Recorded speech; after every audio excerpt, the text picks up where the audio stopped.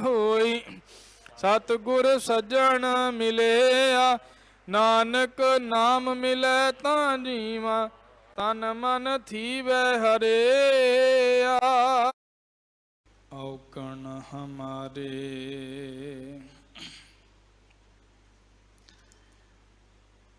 दया करो, किछ मेहर उपावो। डुबदे पत्थर तारे,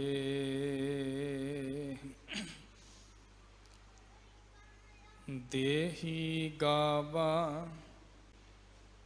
जियो धर महतो। बसह पंच किरसाना, नैनू नकटू श्रवणु रसपत। इंद्री कहया न माना, बाबा अब ना बसों एह गाओ। घरी घरी का लेखा मांगै, कायथ चेतु नाओ। धर्म राय जब लेखा मांगै, बाकी निकसी भारी। पंच किरसानवा भाग गए, लै बांध्यो जियो दरबारी। कहे कबीर सुनो रे संतो, खेत ही करहुन बेरा। अब की बार बख्श बंदे को, बहुर ना भव जल फेरा। कहे कबीर सुनो रे संतो, खेत ही करहुन बेरा। अब की बार बख्श बंदे को, बहुर ना भव जल फेरा। परम सम्मान योग चवर छत्र तख्त दे मालक, जुगो हो जुग अटल सतगुरु। शब्द गुरु धन धन श्री गुरु ग्रंथ साहिब जी महाराज। सतगुरां दी पावन पवित्र हजूरी दे अंदर जुड़ मिल बैठे गुरु प्यारे, गुरु सवारे सत्संगी जनों, आओ सतगुरां दे पावन पवित्र बचनां दी विचार आरंभ करन तो पहला मनोबिरतियां इकागर करते हुए सतगुरां दी बख्शी फतेह प्रवान करो जी। वाहिगुरु जी का खालसा, वाहिगुरु जी की फतेह। ये जो शब्द आप संगत ने मंगलाचरण रूप दे विच श्रवण कीता है, ये शब्द है भगत कबीर साहिब जी का। ਔਰ ਮਾਰੂ ਰਾਗ ਦੇ ਅੰਦਰ ਧੰਨ ਗੁਰੂ ਗ੍ਰੰਥ ਸਾਹਿਬ ਵਿੱਚ ਅੰਕਿਤ ਹੈ।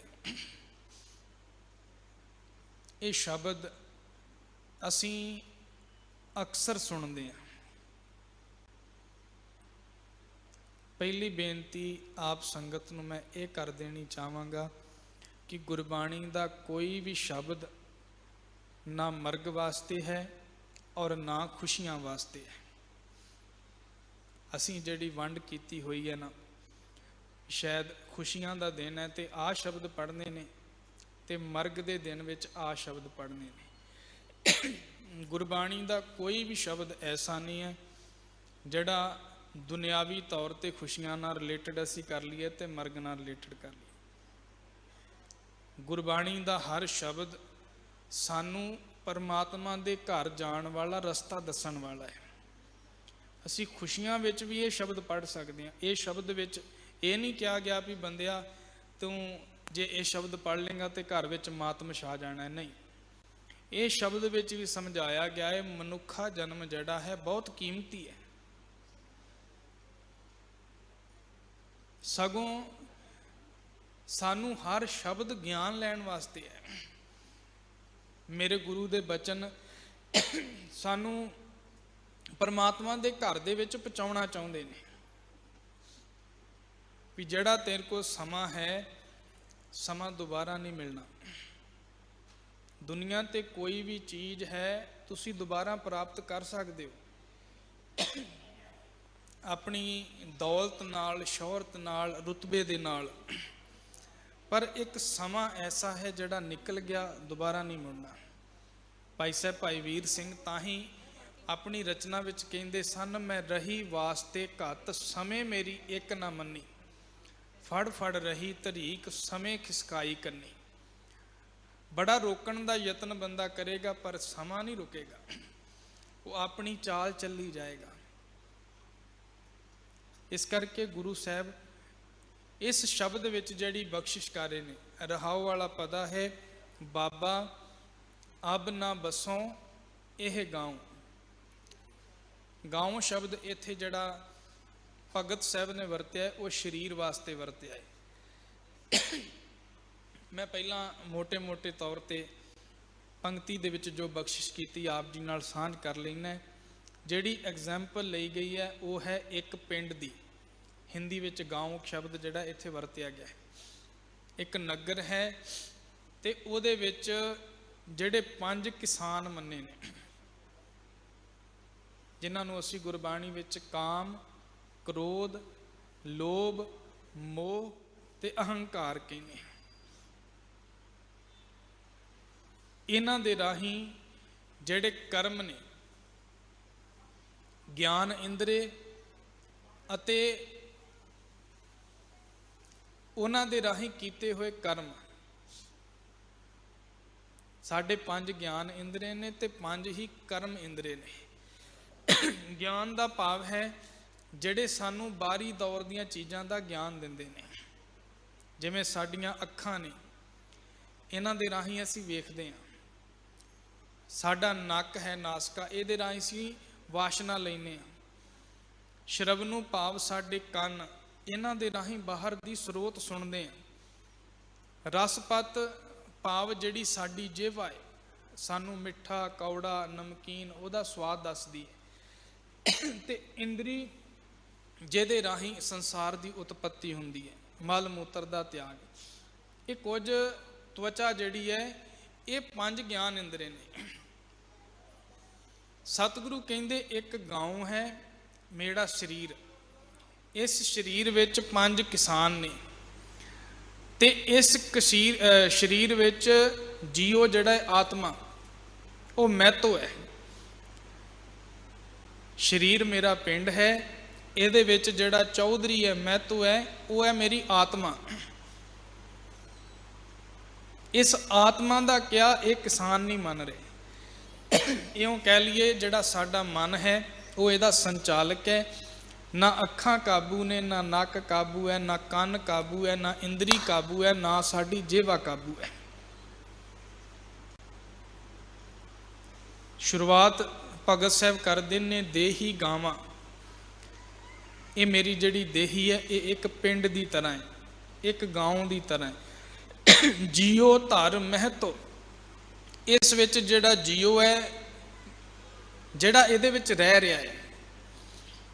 ਮੈਂ ਫਿਰ ਅਰਜ਼ ਕਰਾਂ, ਕਿਉਂਕਿ ਜਦੋਂ ਤੱਕ ਅਸੀਂ ਜਿਉਂਦੇ ਹਾਂ ਉਦੋਂ ਤੱਕ ਸਾਡਾ ਸਰੀਰ ਹੈ, ਸਭ ਕੁਝ ਹੈ। ਜਦੋਂ ਆਤਮਾ ਸਰੀਰ ਵਿੱਚੋਂ ਬਾਹਰ ਹੋ ਗਈ, ਕੇਵਲ ਮਿੱਟੀ ਦੀ ਢੇਰੀ ਰਹਿ ਜਾਣੀ, ਅਸੀਂ ਨਹੀਂ ਵੀ ਸੰਭਾਲਾਂਗੇ ਤੇ ਇਹ ਆਪਣੇ ਆਪ ਖਤਮ ਹੋਣਾ ਸ਼ੁਰੂ ਹੋ ਜਾਏਗਾ। ਇਹਨੂੰ ਕੋਈ ਸੰਭਾਲ ਕੇ ਰੱਖ ਵੀ ਨਹੀਂ ਸਕਦਾ। ਸਾਹਿਬ ਕਹਿੰਦੇ ਦੇਹੀ ਗਾਵਾਂ ਜੀਓ ਧਰ ਮਹਿਤੋ, ਇਹਦੇ ਵਿੱਚ ਜਿਹੜੀ ਜਿੰਦ ਹੈ ਉਹ ਚੌਧਰੀ ਹੈ। ਬਸੈ ਹੈ ਪੰਜ ਕਿਰਸਾਨਾ, ਤੇ 5 ਕਿਸਾਨ ਇਹਦੇ ਵਿੱਚ ਵਸਦੇ ਨੇ, ਜਿਹੜੀ ਫਸਲ ਨੂੰ ਪੈਦਾ ਕਰ ਰਹੇ ਨੇ। ਕਿਹੜੀ ਫਸਲ ਹੈ? ਕਰਮਾਂ ਦੀ ਫਸਲ। ਸਾਡੇ ਕੀਤੇ ਹੋਏ ਕੰਮਾਂ ਦੀ ਫਸਲ ਇਹ ਰੋਜ਼ ਬੀਜਦੇ ਨੇ। ਅੱਖਾਂ ਦੁਨੀਆ ਦਾ ਰੂਪ ਵੇਖ ਕੇ ਬੀਜ ਬੀਜਦੀਆਂ ਨੇ, ਨਾਸਕਾ ਦੁਨਿਆਵੀ ਸੁਗੰਧੀ ਲੈ ਕੇ ਇਹ ਬੀਜ ਬੀਜਦੀ ਹੈ। ਸ਼ਰਵਨੂ ਕੰਨ, ਇਹਦੇ ਨਾਲ ਅਸੀਂ ਸੁਣਦੇ ਹਾਂ, ਉਹ ਬੀਜ ਬੀਜਿਆ ਜਾਂਦਾ ਹੈ। ਰਸਪਤ ਜੇਵਾ ਜਿਹੜੀ ਹੈ ਸਾਡੀ ਜ਼ੁਬਾਨ, ਇਹਦੇ ਰਾਹੀਂ ਅਸੀਂ ਬੀਜ ਬੀਜਦੇ ਹਾਂ। ਇੰਦਰੀ ਸਾਡੀ ਤਵਚਾ, ਸਾਡੇ ਮਲ ਮੂਤਰ ਦੇ ਇੰਦਰੇ, ਇਹਨਾਂ ਦੇ ਰਾਹੀਂ ਅਸੀਂ ਬੀਜ ਬੀਜਦੇ ਹਾਂ। ਸਾਹਿਬ ਕਹਿੰਦੇ ਇਹ 5 ਜਾਣੇ ਨੇ ਤੇ 5 ਦੇ 5 ਹੀ ਗੱਲ ਨਹੀਂ ਮੰਨਦੇ। ਨੈਨੂ ਨਕਟੂ ਸ਼ਰਵਨੂ ਰਸਪਤ ਇੰਦਰੀ ਕਹਿਆ ਨਾ ਮਾਨਾ, ਕਹਿਆ ਨਹੀਂ ਮੰਨਦੇ ਪਏ। ਅੱਖਾਂ ਕੰਟਰੋਲ ਵਿੱਚ ਨਹੀਂ ਆ ਰਹੀਆਂ, ਬਾਹਰੀ ਰੂਪ ਵੇਖਦੀਆਂ ਨੇ। ਨਕਟੂ ਨਾਸਕਾ ਤਰ੍ਹਾਂ ਤਰ੍ਹਾਂ ਦੀ ਸੁਗੰਧੀ ਲੈਣ ਵਾਲੇ ਪਾਸੇ ਲੱਗੀ ਹੋਈ ਹੈ। ਸ਼ਰਵਨੂ ਕੰਨ, ਜਾਂ ਤੇ ਆਪਣੀ ਪ੍ਰਸ਼ੰਸਾ ਸੁਣਨੀ ਚਾਹੁੰਦੇ ਨੇ ਤੇ ਜਾਂ ਕਿਸੇ ਦੀ ਚੁਗਲੀ ਨਿੰਦਿਆ ਵਿੱਚ ਸਵਾਦ ਲੈਂਦੇ ਨੇ, ਤੇ ਜਾਂ ਦੁਨੀਆ ਦਾ ਗੰਦ ਮੰਦ ਜਿਹਨੂੰ ਅਸੀਂ ਗੀਤ ਕਹਿ ਲੈਂਦੇ ਹਾਂ। ਸਾਹਿਬ ਕਹਿੰਦੇ ਨੈਨੂ ਨਕਟੂ ਸ਼ਰਵਨੂ ਰਸਪਤ, ਔਰ ਸਾਡੀ ਜੇਵਾ ਖਾਣ ਪੀਣ ਵਾਲੇ ਪਾਸੇ ਬਸ ਧਿਆਨ ਹੈ, ਇਹ ਵੀ ਕੰਟਰੋਲ ਵਿੱਚ ਨਹੀਂ ਆ ਰਹੀ। ਨੈਨੂ ਨਕਟੂ ਸ਼ਰਵਨੂ ਰਸਪਤ ਇੰਦਰੀ ਕਹਿਆ ਨਾ ਮਾਨਾ, ਤੇ ਇੰਦਰੀ ਸਾਹਿਬ ਕਹਿੰਦੇ ਸਾਡੇ ਜਿਹੜਾ ਇੱਕ ਸਮਾਂ ਹੈ, ਇਹਦੇ ਵਿੱਚ ਅਸੀਂ ਆਪਣੇ ਮਾਂ-ਬਾਪ ਤੱਕ ਨੂੰ ਵੀ ਭੁੱਲ ਜਾਂਦੇ ਹਾਂ, ਕੇਵਲ ਸਰੀਰ ਦਾ ਮੋਹ ਪਾਸੇ ਰਹਿ ਜਾਂਦਾ ਹੈ। ਇਹ ਕੁਝ ਵੀ ਸਾਡੇ ਕਾਬੂ ਵਿੱਚ ਨਹੀਂ ਆ ਰਿਹਾ। ਇਸ ਕਰਕੇ ਰਹਾਉ ਵਾਲੇ ਬੰਦ ਵਿੱਚ ਬਾਬਾ ਸਾਹਿਬ ਕਹਿੰਦੇ ਨੇ, ਬਾਬਾ ਅਬ ਨਾ ਵਸੋਂ ਇਹ ਗਾਉਂ, ਮੈਂ ਇਸ ਸਰੀਰ ਵਿੱਚ ਹੁਣ ਨਹੀਂ ਵਸਣਾ। ਕਿਉਂ? ਘਰੀ ਘਰੀ ਕਾ ਲੇਖਾ ਮੰਗੈ, ਕਾਇਤ ਚੇਤੂ ਨਾਉ। ਚੇਤੂ ਭਾਵ ਚਿੱਤਰ ਗੁਪਤ। ਚਿੱਤਰ ਗੁਪਤ ਜਿਹੜਾ ਸਾਡੀਆਂ ਗੁਪਤ ਤਸਵੀਰਾਂ, ਚਿੱਤਰ ਗੁਪਤ ਜਿਹੜਾ ਇੱਕ ਸ਼ਬਦ ਹੈ ਜਿਹੜਾ ਗੁਪਤ ਚੀਜ਼ਾਂ ਜਾਣਨ ਵਾਲਾ ਹੈ। ਵੈਸੇ ਜੋ ਸਾਨੂੰ ਟੀਵੀ ਵਿੱਚ ਜਾਂ ਕਹਾਣੀਆਂ ਵਿੱਚ ਦਿਖਾਇਆ ਜਾਂਦਾ ਹੈ, ਸਤਿਗੁਰੂ ਉਹ ਚੀਜ਼ਾਂ ਦੀ ਖਾਲੀ ਐਗਜ਼ਾਮਪਲ ਲੈ ਲੈ, ਨਾਮ ਲੈ ਲੈ, ਸਾਨੂੰ ਸਮਝਾ ਦਿੰਦੇ ਨੇ। ਇਹਦਾ ਮਤਲਬ ਮੇਨ ਇਹ ਨਹੀਂ ਅਸੀਂ ਚਿੱਤਰਗੁਪਤ ਬਾਰੇ ਜਾਣਕਾਰੀ ਲੈਣੀ ਹੈ। ਮੇਨ ਮਤਲਬ ਇਹ ਹੈ ਸ਼ਬਦ ਦਾ, ਸਤਿਗੁਰੂ ਕਹਿੰਦੇ ਤੇਰੇ ਅੰਦਰ ਦੀ, ਤੇਰੇ ਕਰਮ ਦੀ ਹਰ ਇੱਕ ਦੀ ਜਾਣਕਾਰੀ ਪਰਮਾਤਮਾ ਦੇ ਕੋਲ ਹੈ, ਤੇ ਉਹਨੇ ਇੱਕ ਇੱਕ ਕਰਮ ਦਾ ਤੇਰੇ ਕੋਲ ਨਿਬੇੜਾ ਲੈਣਾ। ਘਰੀ ਘਰੀ ਕਾ ਲੇਖਾ ਮੰਗੈ, ਕਾਇਤ ਚੇਤੂ ਨਾਉ ਰਹਾਉ। ਅੱਗੇ ਸਾਹਿਬ ਕਹਿੰਦੇ ਧਰਮ ਲਾਏ ਜਬ ਲੇਖਾ ਮੰਗੈ, ਬਾਕੀ ਨਿਕਸੀ ਭਾਰੀ। ਜਦੋਂ ਲੇਖਾ ਹੋਇਆ, ਲੇਖਾ ਕਾਹਦਾ ਹੋਣਾ ਹੈ? ਜੋ ਸਵਾਸ ਸਾਨੂੰ ਮਿਲੇ ਨੇ, ਜਿਵੇਂ ਮੰਨ ਲਓ ਅਸੀਂ ਆਪਣੇ ਘਰ ਵਿੱਚੋਂ ਜਾਂ ਆਪਣੇ ਨੌਕਰ ਨੂੰ ਜਾਂ ਧੀਆਂ ਪੁੱਤਰ ਨੂੰ ਕਿਸੇ ਨੂੰ ਵੀ ਬਾਜ਼ਾਰ ਕੁਝ ਲੈਣ ਵਾਸਤੇ ਭੇਜਦੇ ਹਾਂ, ਤੇ ਮਾਇਆ ਦਿੰਨੇ ਵੀ ਆਹ ਮਾਇਆ ਹੈ ਤੇ ਆਹ ਸਮਾਨ ਲੈ ਕੇ ਆਉਣਾ ਹੈ। ਜਦੋਂ ਘਰ ਆਉਂਦਾ ਹੈ ਤੇ ਅਸੀਂ ਉਹਦਾ ਹਿਸਾਬ ਲੈਂਦੇ ਹਾਂ, ਕੀ ਲੈ ਕੇ ਆਇਆ, ਕਿੰਨੇ ਦਾ ਆਇਆ, ਕਿੰਨੇ ਬੱਚੇ ਨੇ। ਸਤਿਗੁਰੂ ਕਹਿੰਦੇ ਨੇ ਅਕਾਲ ਪੁਰਖ ਨੇ ਤੈਨੂੰ ਦੁਨੀਆ ਤੇ ਭੇਜਿਆ ਹੈ, ਤੇ ਭੇਜਣ ਲੱਗਿਆਂ ਸਵਾਸ ਦਿੱਤੇ ਨੇ ਗਿਣ ਕੇ, ਤੇ ਉਹਨਾਂ ਸਵਾਸਾਂ ਦਾ ਉਹਨੇ ਹਿਸਾਬ ਲੈਣਾ ਹੈ। ਕਿੱਥੇ ਵਰਤੋਂ ਕੀਤੀ ਹੈ, ਕਿੱਥੇ ਇਹਨਾਂ ਨੂੰ ਵਰਤਿਆ, ਜਿਹਨੂੰ ਅਸੀਂ ਗੁਰਬਾਣੀ ਵਿੱਚ ਕਰਮ ਖੇਤਰ ਕਹਿੰਦੇ ਹਾਂ।